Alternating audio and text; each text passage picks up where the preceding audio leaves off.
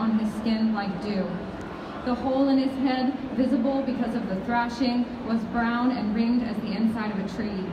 The nurse said, yes, that must hurt. His head, he probably feels that. Ring brown like the inside of a tree.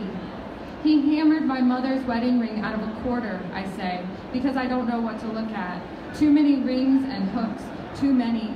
Death turns us all into fishes, green and gasping. Later, I talk to my brother. He tells me we live on a hill in the middle of the sky. Look, all round is sky blue as the scales on a fish he can't remember the name of. I say, it's okay, no one remembers names. We live in a house where our grandmother blacks the windows each night. She does not black the windows to keep out light, but to keep in darkness. There are eyes out there in the middle of the sky, as gray now as a tarpon. That's a fish too, I think. I ask why everything must be related to water or sky. My brother thinks they're the same, reflections of each other, but that's not true. There's no water in sight, which is why he can't really know how blue any fish is, but there are hundreds of eyes in the windows. Black them out. We are just birds in an endless sky. We carry worms in our beaks like little severed tongues. Father, my mouth is open, hooked through, pull it out.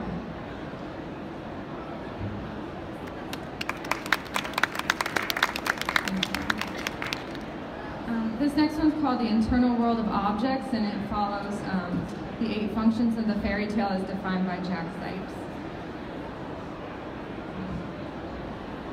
There is a nest at the top of my spine, and whether or not I like it, a small squirrel climbs the staircase of my rib cage and leaves things there. Some string, a French fry, for the wood duck. I say, wood duck, where do you come from? This body is made of ivory and silk. My nerves are little exploding wires. He tells me, do not be afraid of the objects that make you. But I run to the other animals, cowering in chambers, the raccoon with its large eyes. In his paw is a jug of my grandfather's best wine. There's a door to fear, which I open. I am afraid of what builds me, the little forest of veins. If they pop, what pain. I violated the last rule. And if I leave this place as I'm supposed to, what quest will bring me back here? Will he wait for me in the lake of my spilled blood? Will he tell me not to be afraid of all the objects he collects in me? Will he paint a red feather on my forehead to mark me? After, wood duck, where is my wand, or shoe, or heart? What can bring me back? Out of my skin, a sturgeon gasps in the air, floats over my fallen eyes. I help him back in through the nose, pushing his tattered scales deep into the cave of my skull. He does not say thank you. Second is a dead moth. I breathe onto its dead body, dry body, until there's something moving, feed it to myself. Third is a child, not mine. I say, I don't know you, and put her into the palm of my open right hand. They owe me something now. When the wood duck comes to finish me, I think they'll save me. At the end of this tale, I will get rich and marry a woodcutter. We will destroy this body. We will build a home in a barren field. I'll sneeze out scales in the night, feel the objects in my core rattle.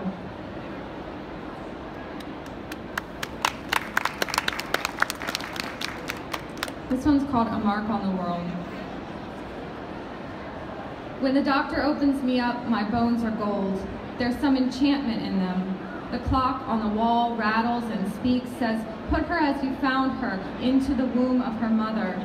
When the doctor closes my skin, my breasts are 2 blinking eyes that watch him move his needle back and forth like a pendulum. The bed quakes, the light is a fiery god, Pantagruel vomits up the sky. I am a piece of tooth in the great mouth of the world. The dust of my core is rot. Fix me, oh you firmly planted flower of the world. These vibrating fingers are my only stems.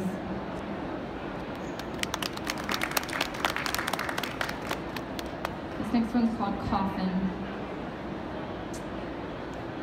Your breath is a violent nest. Children give their teeth to the crow on your tongue. When you open your mouth, what are the eggs you pull from your throat? What sort of earth births where it consumes, as if we were conceived from a piece of digested sky? Even the tree outside, the dying leaves on branches, gore. I have a possum heart. It always smells so sick. Watch it lay like roadkill in my chest. It is a gift for your cold eye, orbiting my face like a chunk of moon.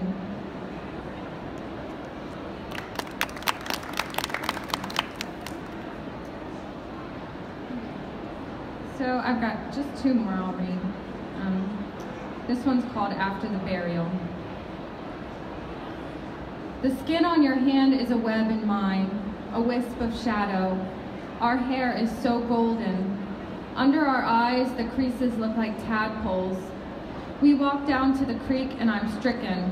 One day we'll catch our deaths with cupped hands as we do the avalanche of minnows. Your little finger around a wet rock, bent, already holds an ending.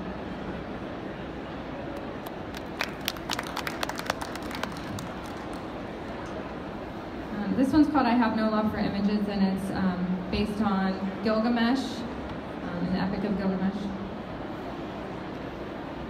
I've given up on the idea that a man can crocus out of the earth all hair, even his feet covered with hair, out of the earth like a swollen root, his hands as soft and full as berries.